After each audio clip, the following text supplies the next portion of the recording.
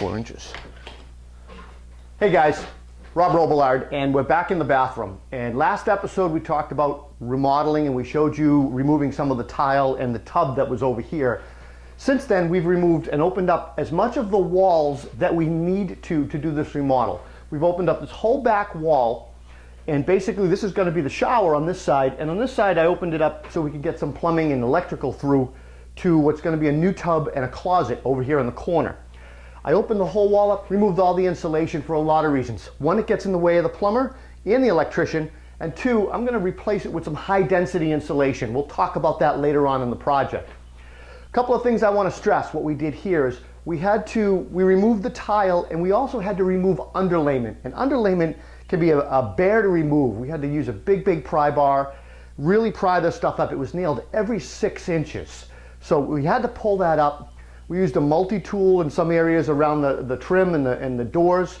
We left our doors over here, they're out of view with a camera. There's 2 doors and a closet. We left them in place. There was no reason to remove them. They're not really part of this remodel.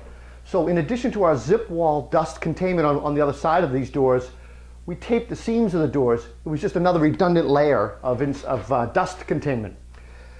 We also had to do a plumbing disconnect. And what I mean by that is, in order to tear the walls apart and get ready for the plumber, we had to remove the shower, we had to remove the tub, we had to remove the sink and the toilet. So part of that process is capping off the pipes. Now on a sink, a lot of times it's as easy as just turning the valve, disconnecting the pipes, unscrewing the vanity, lifting it right off the wall and leaving it for the plumber. On the toilet, same thing. Take the bolts out, plug the hole temporarily and move on. But on the shower and the tub, we had actual live water lines, hot and cold water lines that we had to deal with. So what we ended up doing is we drained the water in the house. We open up the faucets at the highest point in the house and just let the water drain through the whole house. Once the water shut off, we cut the pipes, and then we use what's called a shark bite fitting. And the shark bite fittings are ingenious. There's a certain method to put them on. You have to ream the end of it and clean the end of it with a special tool, and then you just pressure fit them on. And then you can actually remove them with another tool and reuse them dozens of times as long as they stay in good shape. They have a rubber seal on the inside that creates a friction fit seal that keeps the water tight. And I've applied them here on the tub lines as well as on the shower lines. Now when the plumber comes, he'll take them off and do his plumbing. As far as what we're doing now is I actually had to open up this floor. As you can see, I had to cut the subfloor, the 3/4 subfloor out of the way to expose where the tub and the shower will go, because the old shower and the old tub locations have changed. So we have to rework the drain lines, and then we're also going to rework the shower lines as well. The shower is going to change orientation from that wall to the back wall. Now putting a shower on a back wall can be difficult in the sense that this particular back wall is an exterior wall. Most guys would shy away from doing an exterior wall, putting water lines in that.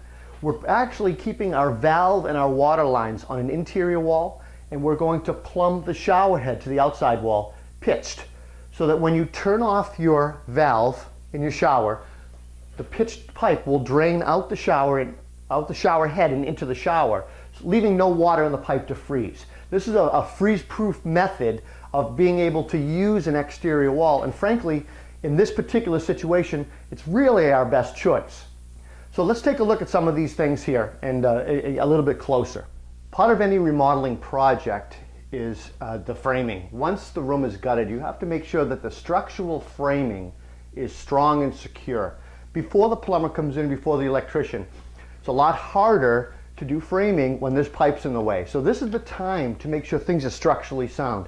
These are 2x10s, 12 inches on center. I built this 23 years ago and it's bulletproof. There's no structural issues here at all. But there are some things that I have to deal with. For instance, the new shower, there used to be a neo-angle shower in this corner. It was a corner shower. Now it's going to be a big rectangular shower, 5 feet by 4 feet, maybe 5.5 feet by 4 feet. So I had to build a pocket here to accept a half wall, because there'll be a tub on the other side. We're putting in a really nice eco-silent American standard tub. It's a massage type Whirlpool tub, really sweet product. So I need to attach my wall to that.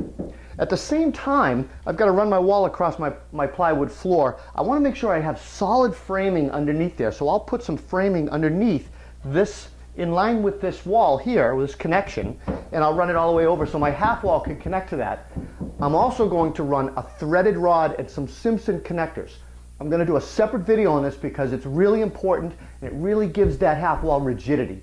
Because this whole shower is going to be glass, except for a little wall right here. It's going to be all glass and an all glass front. So it's important that we do our framing properly.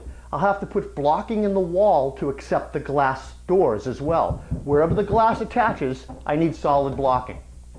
So once all this stuff is done and all the structural work is complete, then the plumbers come in and they start doing their rework on their drains and their water lines.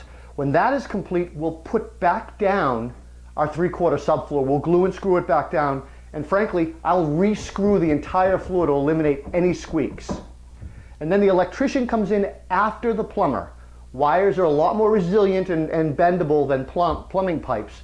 So the order of business is gutting, rough framing, plumbing, and then electrical. And then we can insulate and fill in stuff later from there. So let's get started on the plumbing.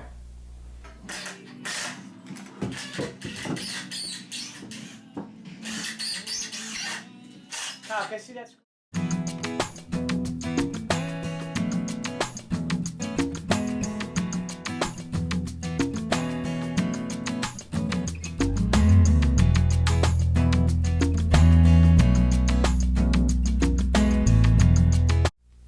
That's it for the rough plumbing. Here's our new tub location, water lines and drain, shower drain, and valve. Not much more to really show you for electrical. There's a few wires and one light that we have to relocate. On the next video, we'll talk more about the process. Take care.